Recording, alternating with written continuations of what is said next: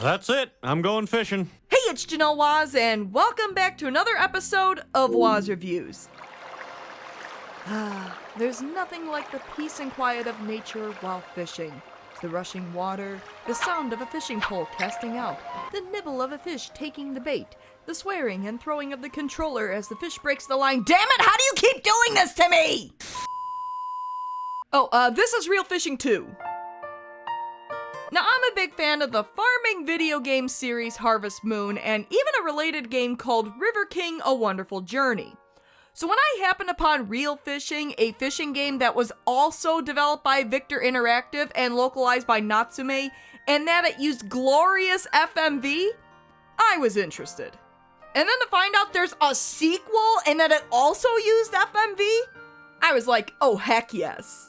And I know what you're thinking, 2 whole fishing games? How can there be enough content for 2 real fishing games? Well, let me tell you, there's enough for 3. And those are just the ones that were numbered. Released 4 years after its predecessor, Real Fishing 2 was a massive upgrade from the original Real Fishing game, offering a more nuanced fishing experience over the simplicity of the first game. Now, I'm not much of a fisher, in fact I've only gone a couple of times in my life, but I enjoy a good fishing game, something that's calm and peaceful while providing me with a challenge, and Real Fishing 2 is definitely that.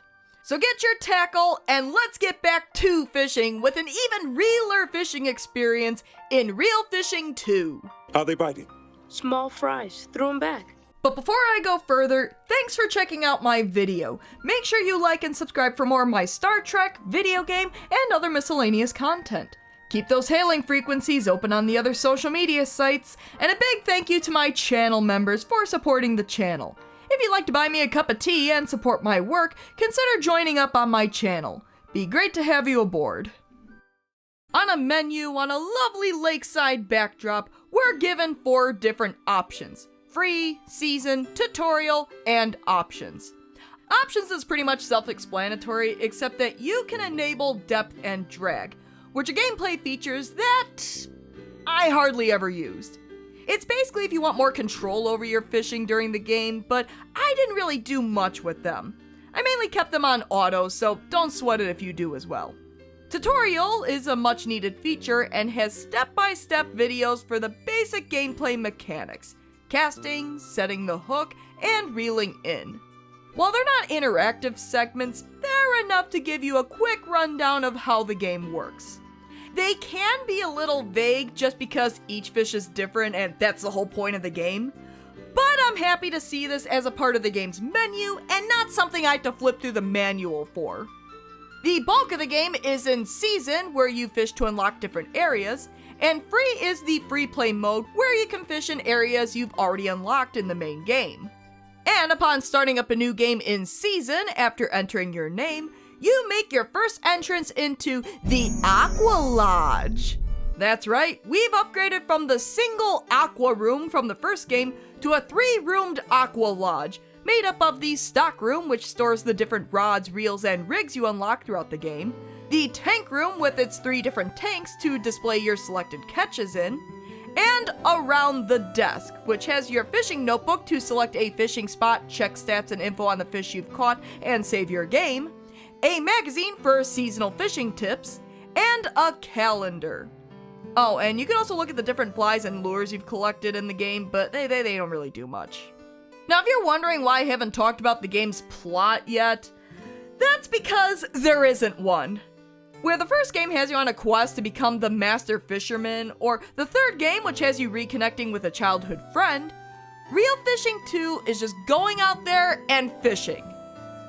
That's it. Bobby, you're missing the point. I mean, it's fine. It's not like I was expecting a deep story from Real Fishing of all games, but I like a loose story to hold everything together. Man, could you imagine a fishing game with a super deep story? Like, you just wanted to kill a couple of hours fishing in a virtual world, and you come away with it thinking, wow, that actually changed my life. Well, now that we're acquainted with the Aqua Lodge, let's go fishing. Fishing, fishing. Hi, how are you? Fishing. After selecting a fishing spot from the notebook, you're set before a fine FMV water scene to cast your line into. Some of these spots have different points you can fish from to try to catch different fish in the same area, which you can select from the menu. Now, you can start fishing right away with the default rod and bait, but you'll definitely want to check out the Select Tackle menu to select your gear before you start fishing. And if you're coming off Reel Fishing 1's menu, this is a lot more involved and can be overwhelming. Your rod determines the type of fishing you want to do, bait fishing, lure fishing, or fly fishing, each with different techniques. Your reels, yeah, you got me, I'm not sure what difference they make. Your line makes or breaks a catch. Literally, heavy-duty lines won't break as easily, but fish are less likely to approach your tackle, while lighter lines attract more fish, but snap easier. Your rig can be used as is or further customized with different attachments, leaders, and hooks. I'm not entirely sure how much of a difference it makes. Again, I'm not a fisher in real life, but even changing up the leaders can help with particularly difficult catches. Like this guy! Don't even get me started on the spotted parrotfish. Ugly little bastard. And finally, there's a wide variety of baits, lures, and flies to choose from. In fact, over 500 different pieces of tackle, because each fish has its own preferences. And unlike the last game, you have a seemingly unlimited supply of tackle, which is nice because you'd end up losing a lot of it. Or at least I would've. While the variety of bait and flies makes sense, lures have multiple variations that seem to be purely cosmetic. I mean, does it really make a difference if I use a red lure over a blue lure? The hell if I know! Maybe it does in reel fishing, but in reel fishing, it doesn't as far as I know. At that point, you might as well go for the prettiest ones. And with your rod finally set up, it's time to cast out. Ah, this is the life. Although, what is with fly casting? I mean, I like a good rhythm game, but this is just time consuming just to cast out. And then once the fly is actually in the water, it's not that much different from lure fishing. Unless I absolutely have to fly fish, like there's no other option for that fishing spot, I'd rather go with baits and lures. Eventually, a fish will take interest and you go underwater in 3D for the catch. Which honestly took a little getting used to because now the fish can go in all directions, not just up, down, left, and right like in the first game. The first thing is setting the hook, which is easy if you're using a bobber in bait fishing. Just wait for the bobber to sink and start reeling. For lures and flies, however, it's all about timing. You need to start reeling in at the perfect moment after the fish bites, or else it'll let go of the tackle and swim away. Which happens a lot. Sure, the game claims you start reeling once it bends its body, but in actual practice, it's not always clear cut. Some fish you have to reel in as soon as it bites, some you have to reel in quickly right away, others need to be reeled in slowly. Some want you to jerk the line first before you start to reel in. Again, figuring all of this out is part of the challenge of the game, but man, you're left to trial and error an awful lot, and it can get frustrating quickly. But set the hook correctly, and the battle begins. Reeling the fish in as it's doing everything in its power to get away. Making a break for it, jumping, stretching out the line until it breaks. And you counter it by changing how fast you're reeling it in, or even stop reeling altogether, or changing the direction you're holding the rod. There's a lot of different mechanics going on, so fishing is a much more nuanced experience than before, where you have to develop a feel for what to do next. I mean, sure, I could give you tips on what to do while you're reeling, but that will only get you so far. You ultimately need to develop your own strategy, which will come as you play through the game. You will fail. A lot. But when everything's right and that fish finally comes in... All there is a man, a rod, a lake, and a fish. Heck, you don't even want to know what it took to reel this bastard in. No, really, that's what it's called, a bastard halibut. Oh, I've seen this fish in other games before. I've just seen it referred to by its more genteel name, olive flounder. Yeah, this name is funnier. It's a correct word, isn't I it? guess he's got us there. Wait, time to stop fishing? You mean I'm forced to go back to the Aqua Lodge? New to Reel Fishing 2, and a feature that would carry over to Reel Fishing 3, is time. Not only is there a time limit on your fishing sessions, but you're also on a 12-month calendar with 4 weeks in each month. Certain fishing spots and fish are only available in certain months, so it's worth checking back at the different in-season spots for different fish. I really have a love-hate relationship with this. While I do appreciate the feature for adding a bit of realism to the game, it can also hold you up. If you happen to unlock a new fishing spot when the season just ended, you might have to wait months for the site to open up again. Now, you can advance the calendar as much as you want, but if you're keeping fish in your tank room, you can't advance it too much or they'll all die. And speaking of the tank room, like in the last game, when you catch a fish, you have the option to release it back into the wild or put them in the keep box to put in one of the fish tanks in the Aqua Lodge, where you can feed them and watch them frolic. The Aqua Lodge has 3 tanks, one for saltwater fish, one for fish from lakes or ponds, and one for fish from rivers. And you can keep a maximum of 5 fish per tank. Unlike the first game, however, it's so much easier to care for your fish. Just keep giving them food until they stop eating, and they'll stay alive as long as you keep them well fed. Of course, keeping fish doesn't actually do anything, it's just a nice little extra feature, and I filled up all 3 of my tanks with healthy fish. Though they got pretty crammed in there in the saltwater tank. Fish are caught in the game's 18 fishing spots, 9 in saltwater and 9 in freshwater, with 70 different kinds of fish to catch.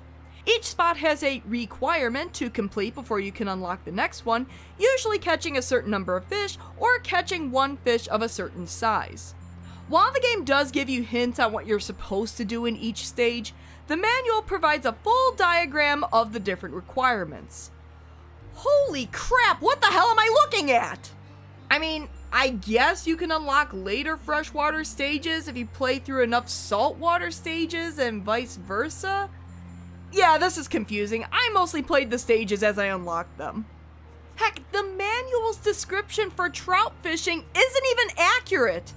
I couldn't figure out why I didn't unlock smelt fishing after seemingly completing the requirement.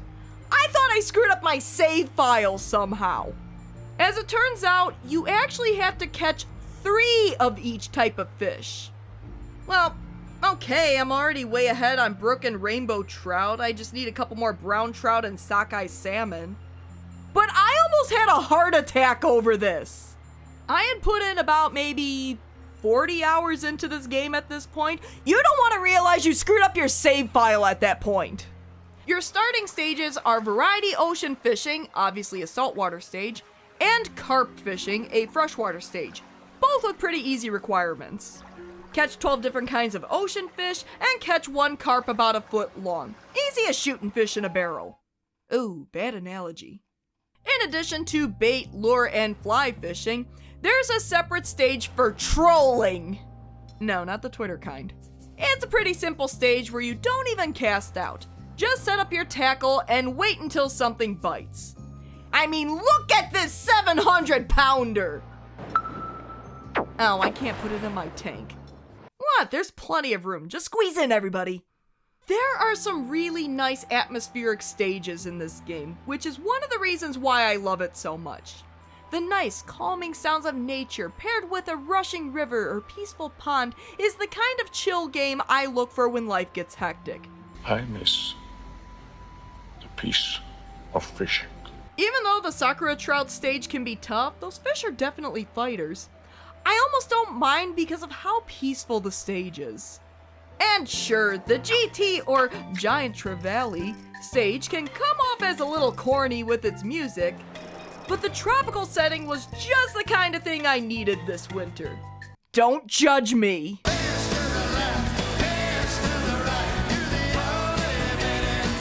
There is, of course, the ice fishing stage where you have to catch 30 tiny smelt in just 1 session.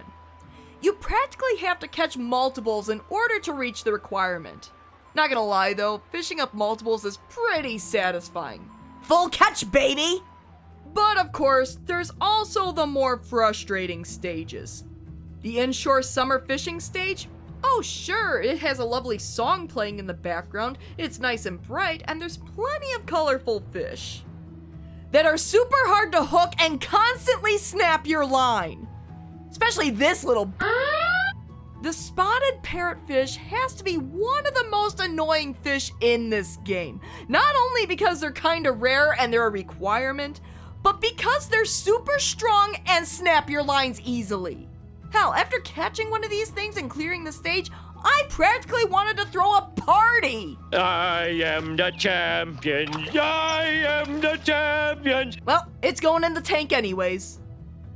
But finally, you reach the final stage to catch a coelacanth, which I feel like is a big catch in a lot of these games. Let's do this! Y'all ready for this?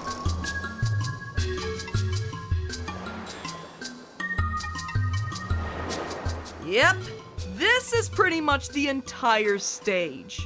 Coelacanths hardly ever bite. If at all, sometimes the stage just ends without anything biting. I'm not gonna lie to you guys, I ended up casting out and started working on a thumbnail for another video while I was waiting for a nibble, only to look up and see that my line went way the hell out there. Including one way out at Pearl. Including one way the hell out at Pearl. But then when I finally got some attention, I quickly picked up my controller to screw up setting the hook and the fish running off with my bait. Little jerks. And yet, still not nearly as aggravating as the spotted parrotfish. Got him! I did it! And it only took over an hour! Sitting in the boat for 5 hours doing nothing. Wait, what do you mean I don't even get to keep it? Just let it go after over an hour of waiting, and that's it. The coelacanth was the friends we made along the way. Well, at least the credit movies are nice. Yeah, you swim away, you little jerk.